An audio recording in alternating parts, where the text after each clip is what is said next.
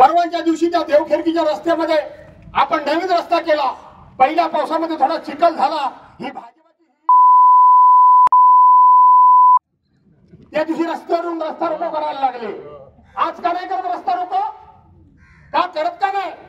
2014 ते 2019 यांचे नेते देवेंद्र फडणवीस हे राज्याचे मुख्यमंत्री होते। या मंदबुद्धीच्या माणसाने 1 रुपया तरी आणला काय विकासाला या भागामध्ये? शून्य रुपयाने आणला। आज त्याला निवडणुका जवळ आल्या, हरकत नाही, पण खोटं सांगायचं काम सुभाष मोहिते करायला लागले। आपण लोकांना जाऊन तिथे 4-4 वेळा सांगितलं, तुम्हालाही मी सांगितलं की जा त्यांच्या घरी, त्यांचं सरकार आहे, तुमचं जर जनतेचं काम जर ते करत असतील तर तुम्ही त्यांना मत द्या, मला देऊ नका म्हणून मी स्वतःहून सांगितलं। आणि हे त्यांच्या पक्षाचे लोक पण होते, सांगितलं की नव्हतं सांगितलं? पण हे मूक, हे मोन, हे भैर, हे मंदबुद्धीचं काम करणार आहे काय?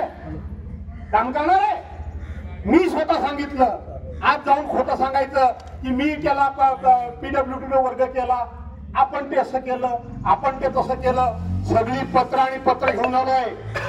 या सुभाष मोहितेना त्यांच्या लोकांचं शिष्टमंडळ पाठवलं। त्यावेळेला आम्ही सांगितलं होतं की त्यांची सत्ता आहे, ते रस्ता करत असतील तर त्यांना सहकार्य करा, माझा काही विरोध नाही। त्यांना जर पैसे देत नसतील तर तुम्ही या, 3 गावांना मिळून सत्ता त्यांची आहे। मी विरोधी पक्षाचा आमदार आहे। 4 दिवसाच्या आतमध्ये मी तुम्हाला 30 लाख रुपये देतो। त्यांनी 1 रुपया दिला नाही, मी 30 लाख रुपये ताबडतोब देतो। टाइम्स डिजिटलला लाईक करा, शेअर करा, सबस्क्राईब करा आणि बेल आयकॉन दाबायला विसरू नका। Times digital.